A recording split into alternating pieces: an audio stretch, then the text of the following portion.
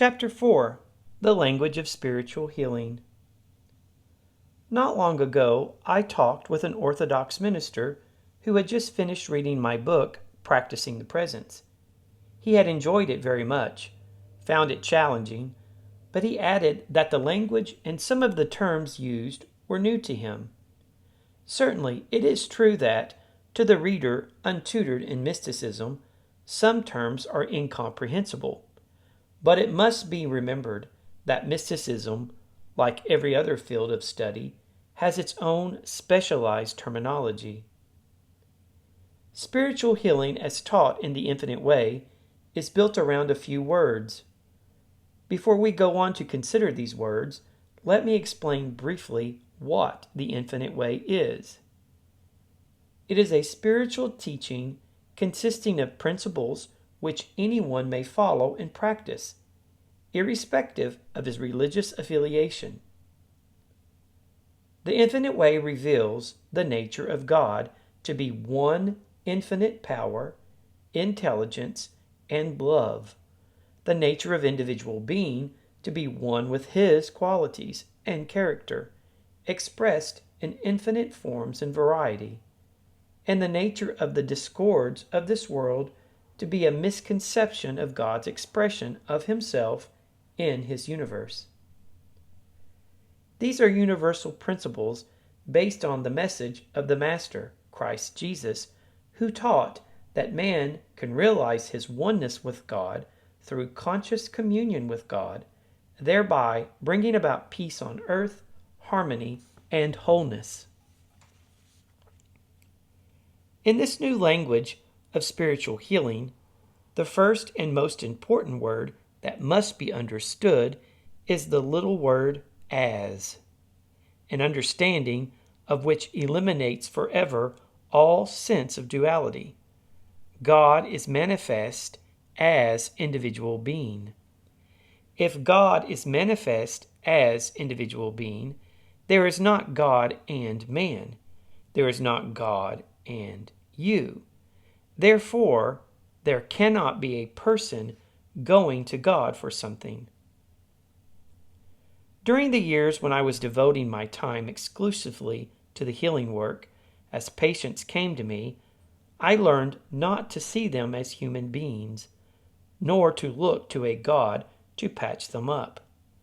I saw that everyone who came to me was God appearing as individual being, and that truth revealed harmony. That truth revealed the divinity of their being and body, and that revelation was the foundation stone of the Infinite Way. There is only God manifesting its infinite spiritual nature as your being. I and my Father are one, not two. In that oneness, all that God is, you are. When you understand as God appearing as individual you and me, you will understand why all that God is, you are. Son, thou art ever with me, and all that I have is thine. I am joint heir with Christ to all the heavenly riches. I can of my own self do nothing. But because of my oneness with the Father, all that God is, I am. Wherever I am, the Father within me is. Therefore, wherever I am, the Father within me is about His business. God appearing as individual being, God appearing as you, is a secret of the Infinite Way. It is a secret of spiritual healing. This you is not a reflection or a separate idea or something less than God, but God itself made manifest, God the Father appearing on earth as individual being. Oneness is the secret. After you have assimilated this truth by living with it, by practicing it, by looking out at every man, woman, and child, every animal, vegetable, and mineral in the world, and realize this is not what it seems to be. This is God appearing as. You develop that healing consciousness which never looks at people and judges them by their humanhood, but which is immediately in contact with their spiritual consciousness. You train yourself to see people not as they look, but to see through their eyes, back of their eyes, realizing that there sits the Christ of God. As you do that, you learn to ignore appearances, and instead of trying to heal or reform someone or improve him, you are really bearing witness to his Christ identity. Second, and equal in importance to the word as, is the word is. If it is true that God manifests as individual being, then harmony already is the truth about every person. And so the great word in prayer and treatment is. You are never trying to heal anyone. You are never trying to reform or enrich anyone. You live always in the realization of is. Since God is your being, harmony is. Since all that the Father has is yours, you are now in the fullness and completeness of God. Since God is the activity of your being, harmony is the law of your being. By never dwelling in the past or future, you live in the consciousness of is. Even though you see a sick person, a drunken person, or a dying one, you ignore the appearance and declare is, because of as is must be. Do you see that? If God is appearing as you, then harmony is the truth about you.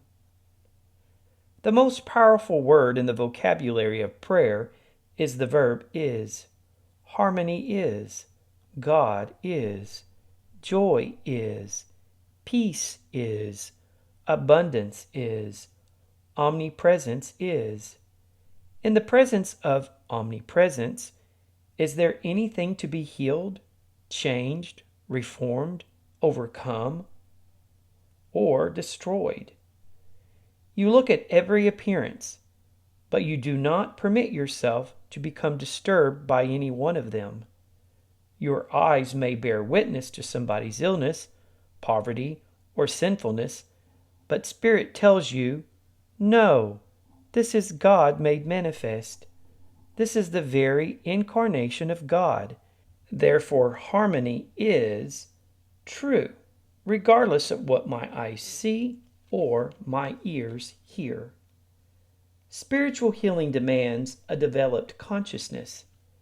It is a consciousness that is able to see through the appearance, an inner vision that assures you of this truth, even when the senses testify to a thief or a dying person. Nobody can be a successful spiritual healer except the person who has that inner assurance. This is my beloved Son, in whom I am well pleased. It matters not what the outer senses may testify. Something within has to sing a song, and the song it must sing is, "This is my beloved Son, in whom I am well pleased. I, in the midst of you, am mighty." Words will not do that. It has to be an inner conviction, and that is only attained through practice, through realization, and finally through the grace of God, which comes to you in your inner self. When you can sit beside a very sick person with no trace of fear, because something inside of you is singing, "This is my beloved Son. I, in the midst of you, am mighty. I will never leave you nor forsake you." Then you are a spiritual healer. That takes development, brought about by practice, until the day comes when this voice speaks to you from within. Otherwise, this consciousness is received through the grace of God as a gift. It is difficult to achieve this conviction, however, until certain other facets related to spiritual healing are clarified. One of the most important of these is the function of the mind. In the early days of metaphysical healing, it was taught that the body is subject to the mind. This was such a novel idea, so new and challenging, that modern man began the practice of using his mind to control his body. For a short time he found that it worked, and sometimes it still works with beginners. The fallacy in this technique, however, is that it leaves out of consideration the fact that behind thought there must be a thinker, and that the thinker is not a person. The thinker is God, the soul of man. The mind is an instrument of awareness. You can know the truth with the mind, but you do not create things with the mind. Even an inventor does not create with the mind. He becomes aware of certain natural laws which have always existed and learns how to bring them together and utilize them. The right use of the mind as an instrument of awareness makes it not only a powerful instrument, but one that increases in its capacity the more it is used, continuously unfolding new potentialities. Once it is understood that the mind is an instrument, it must also be understood of what it is the instrument.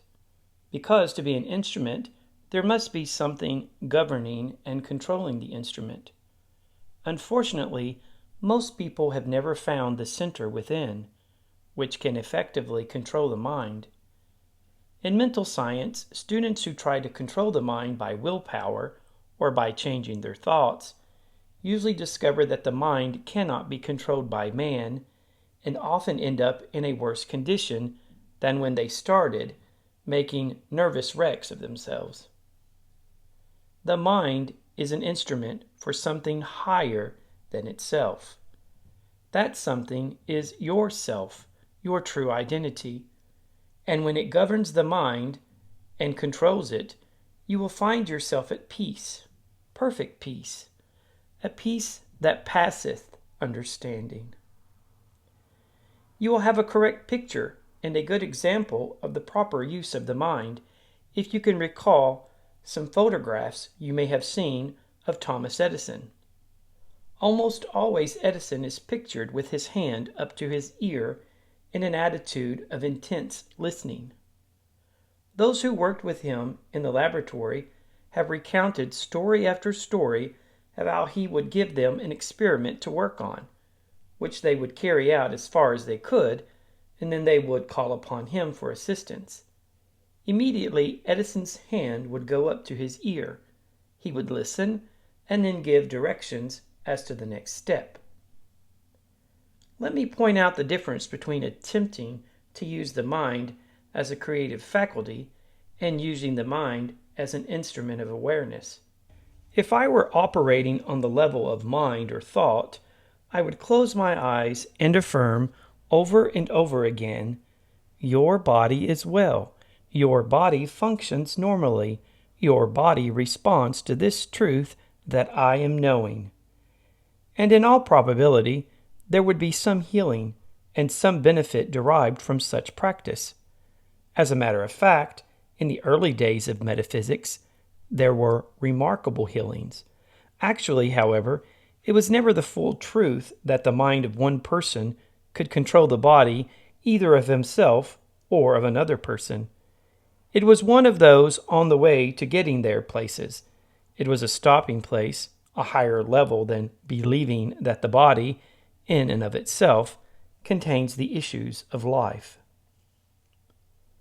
From the standpoint of spiritual healing and spiritual living, in which God is understood as the soul, the law, and the life unto all being, and in which the mind is an instrument and the body the outer manifestation, the procedure is entirely different. If you are operating from that basis, when someone asks for help, you will close your eyes and you will think no thoughts. You will take no thought for what he shall eat, or what he shall drink, or what his health shall be. You will merely sit there, knowing that your mind is an avenue of receptivity. Receptive to what? Receptive to the still small voice, to that which is called God, that which is the soul of man. You will make no declarations, but you will maintain a listening attitude, and then the still small voice will utter itself, and the earth will melt.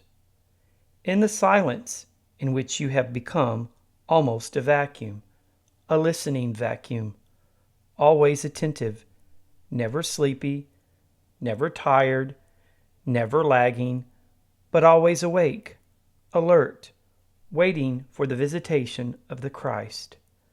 Out of that silence, out of the infinity which is God, out of the depths of the soul, comes either a voice, a feeling, a stirring, a release, or an assurance. Call it any name you wish, and the error is dissolved and disappears. It will make no difference whether the problem is physical, mental, moral, financial, or whether it is one of relationships, because it is not your wisdom that is undertaking the work. You are not drawing now on what you have learned in your years of life on earth.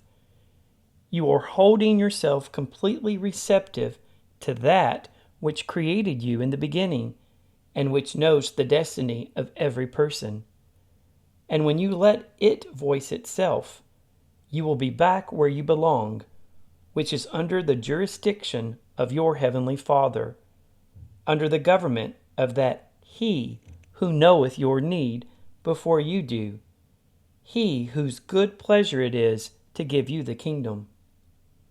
Let the mind be an instrument of awareness, and instead of trying to break your head against an apparently insoluble problem, worrying about what the next step should be or what you are able to do tomorrow or the next day, form the habit of listening with your mind, using it as an instrument of awareness. Let God fill your mind. Be a witness to the Spirit, motivating, animating, and permeating both the mind and body. Be a witness to it. Make of the mind and of the body instruments of God. Through the mind, become aware of the truth of God, and that truth will do the work, not your mind and not your thoughts. It is not the activity of your mind that frees anybody. It is the activity of truth in your mind that frees him. You may have observed that in swimming, the more vigorously a person uses his body, the more quickly he will become exhausted, whereas the one who is completely relaxed in the water, resting on its surface, using his arms and feet to glide through the water, rather than for the purpose of sustaining his body on top of the water, is able to remain afloat for a long, long time. The water holds the body up, the arms and legs merely propelling the body through the water, and the more relaxed a swimmer is, the longer will his body stay afloat. The healing work is a beautiful work when it becomes as natural as floating on water or breathing. Otherwise, healing work can be harder, much harder than day labor. The spiritual healer, anchored in spiritual wisdom, remains relaxed in God and lets the Spirit flow. He lets the truth flow, and then the truth sets him or his patient free. The truth will do that. He never can. That is the true sense of humility, a relaxing in the spirit. I can of my own self do nothing, even though I try. Just let me be relaxed and let the truth carry the work. When you are swimming, let the water carry your body. And when you are giving a treatment, let the Spirit, let the truth carry the treatment. Do not try to manipulate truth with your mind. Truth is infinite, but the mind is finite. Do not try to manipulate infinite truth to fit into the pattern of the finite mind. The mind is an instrument given to you for your use, just the same as is your body. We are not of those who deny the existence of a body or would throw the body out of the window, nor are we of those who would blank out or shut off the mind. The body is given to you so that you can move around in your present sphere of life. The body, with its organs and functions, one integrated whole, is an instrument for your use. It is God's instrument to show forth His glory. Rightly speaking, the proper use of the body is to let God use the body, to let God govern and control the body. That leads to that relaxed state in which the government is on His shoulders. There is no way to aid digestion, assimilation, or elimination by taking thought. The mind was not given to you for that purpose. The mind is a vehicle through which you become aware of truth, and that truth will govern every organ and function of the body. Truth will strengthen your muscles. Truth will give you the capacity to know anything that you have need of knowing. Every word of spiritual truth assimilated in your consciousness becomes a part of your mind and of your body. You do not control your body, you do not control your mind, but the activity of truth in your consciousness, an activity which, of course, uses your mind, keeps your mind clear, active, clean, harmonious, and vital. And your mind, in its turn, manages, controls, and governs the body. The activity of truth in your consciousness acts as a catalytic agent, purifying both mind and body. There is a spiritual center in you, and in that center is stored up your entire spiritual heritage, immortality, eternality, life, love, home, and infinite abundance. This center is not within your body, and it is useless to look for it there. It is your consciousness, and that consciousness is not in your body. Your body is in your consciousness, which is infinite. That is why, after you have studied and practiced, you will be able to close your eyes, be at peace, and find yourself in the body, out of the body, or wherever you would like to be. You will be able to draw out of the infinity of your own consciousness all that is necessary for your unfoldment from this day unto the end of the world, and beyond it unto infinity. Many people in metaphysics feel that the healing of physical ills through spiritual means is difficult because they do not understand the nature of the body. This misunderstanding stems from an incorrect concept of the word matter. In fact, ever since the days of the first teaching of metaphysics, its followers have been confused by this term. The majority of those using the term matter, usually in a quite glib fashion, have no understanding whatsoever the true meaning of it. They have been taught that matter is unreal, that it is an illusion. They have been taught that matter has no life, and inasmuch as matter constitutes the body, they have denied the reality and existence of the body in an attempt to overcome or get rid of it.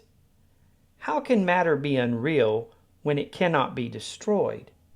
Science has revealed that matter is an indestructible substance. Matter can change form, but it cannot be destroyed.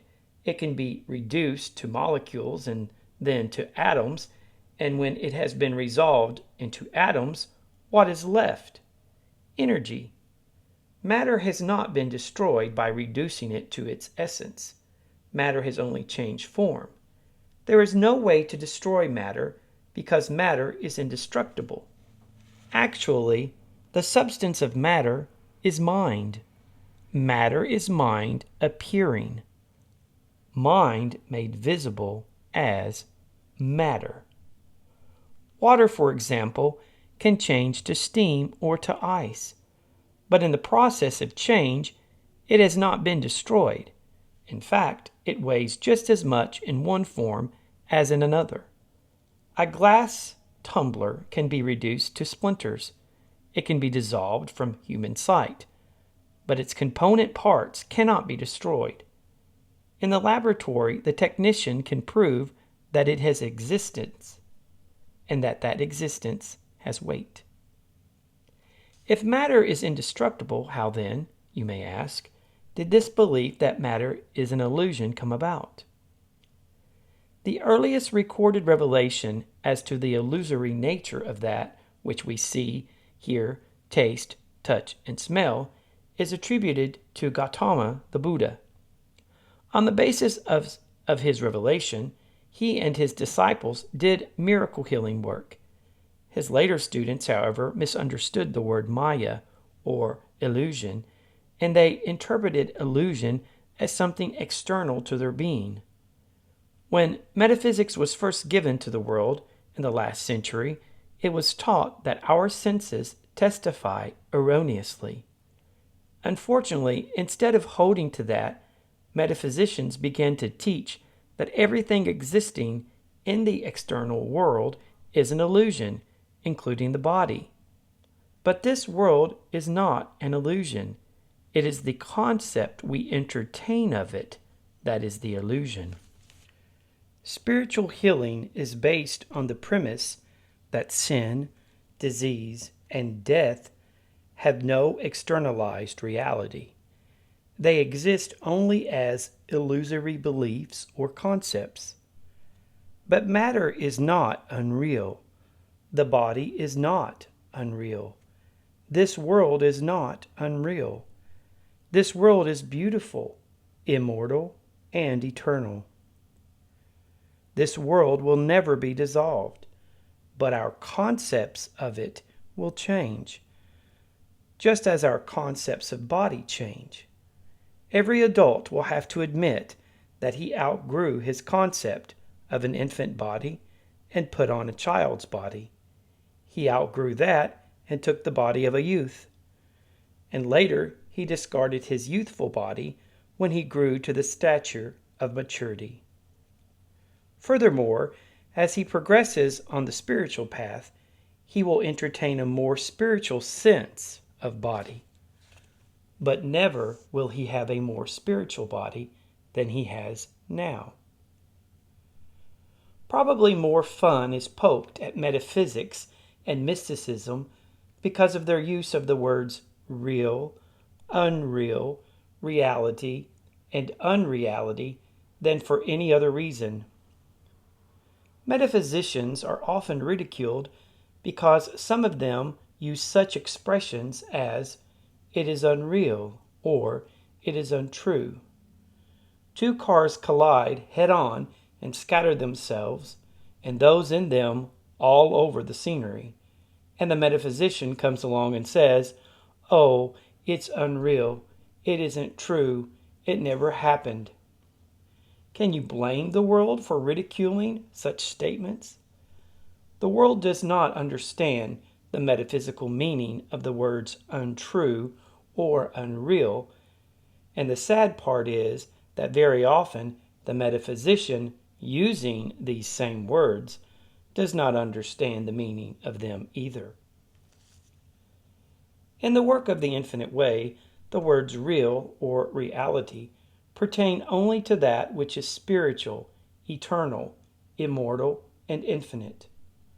Only that which is of God is understood to be real or is recognized as reality.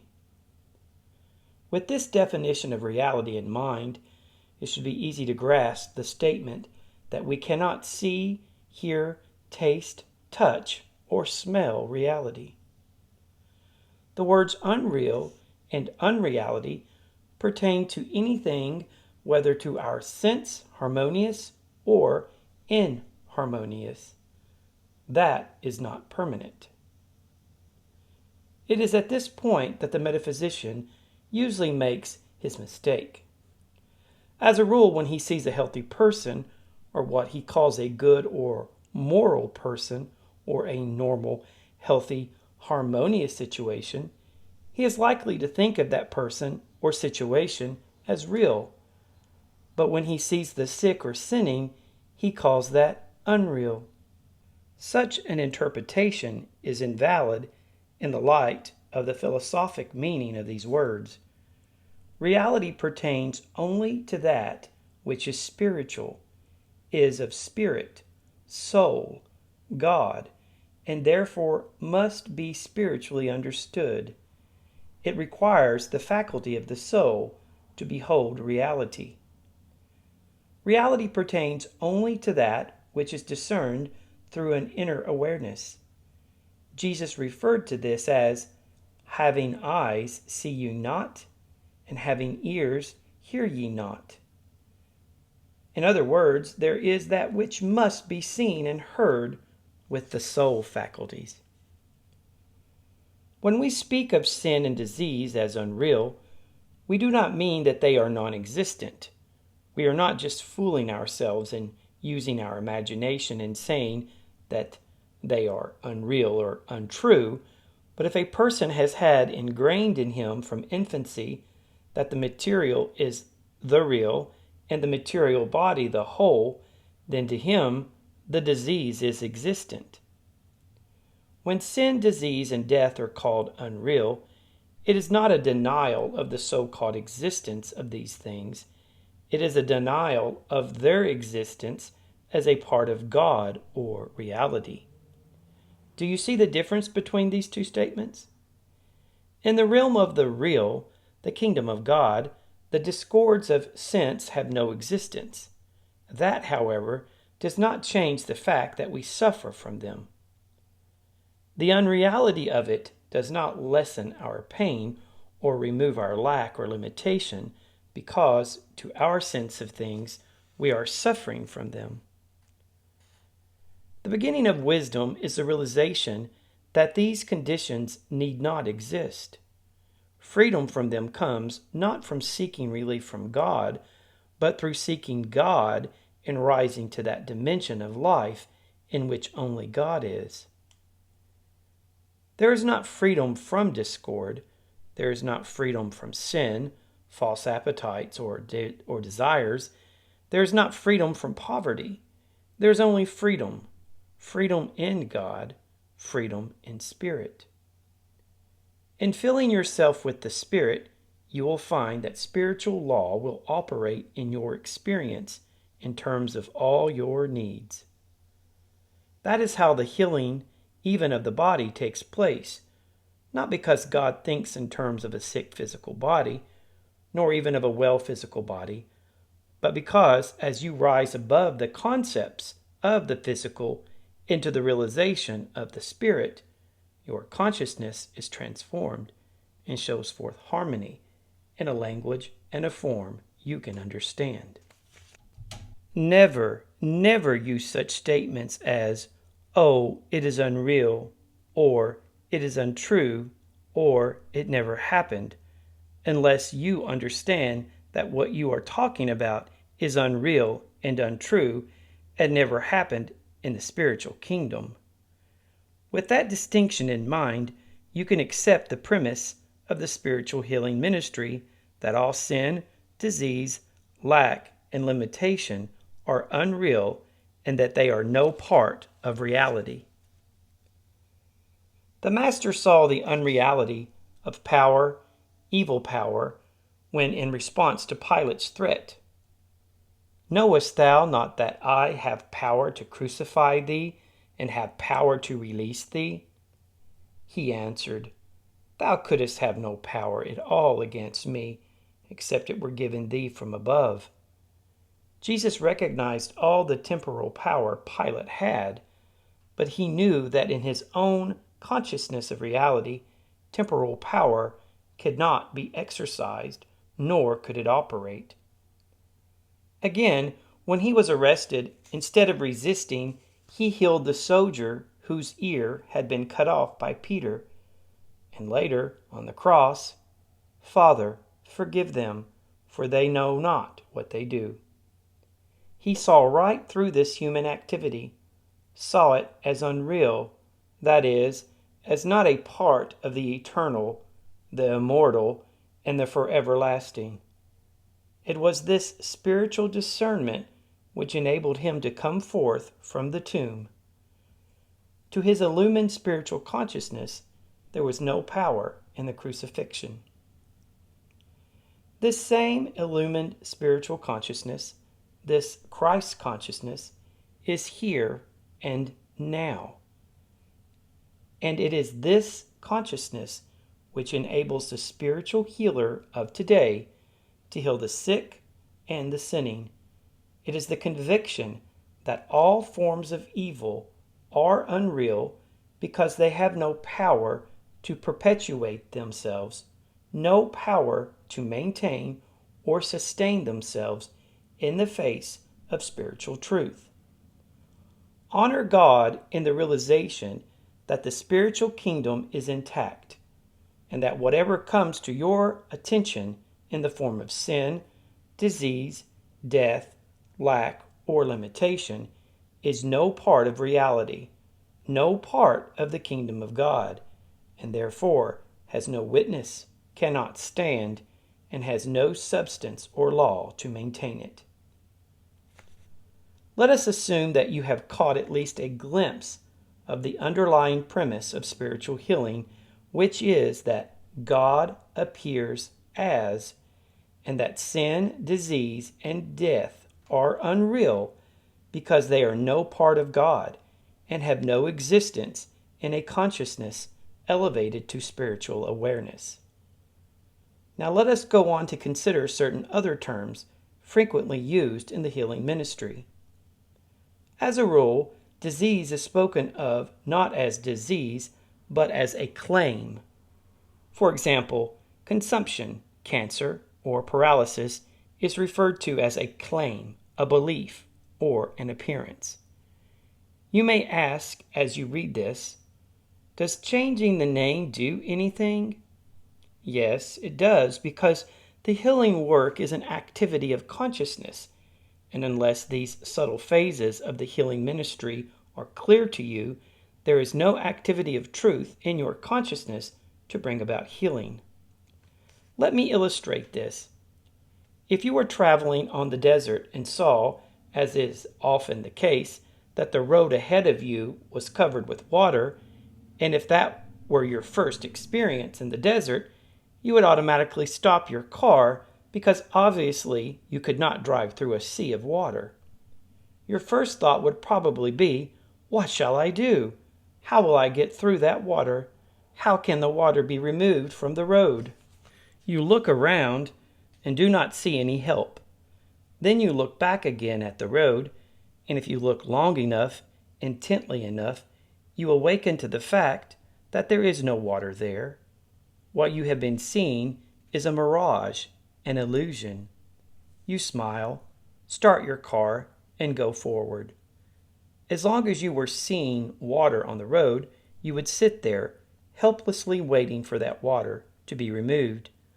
But the moment that you understood it to be a mirage, an illusion, the water disappeared, and you were free to go forward. That is exactly the process in spiritual healing work. As long as you are dealing with a cancer, consumption, a tumor, paralysis, a cold, or influenza, you are at an impasse. What can you do about it? How can you get rid of it? What power have you to remove it? Or is there a God who can remove it? Too many prayers have been sent up to God to remove or change things or conditions so that we know that that does not work. Then what can you do about it? As long as it remains a disease in your consciousness, you can do nothing about it.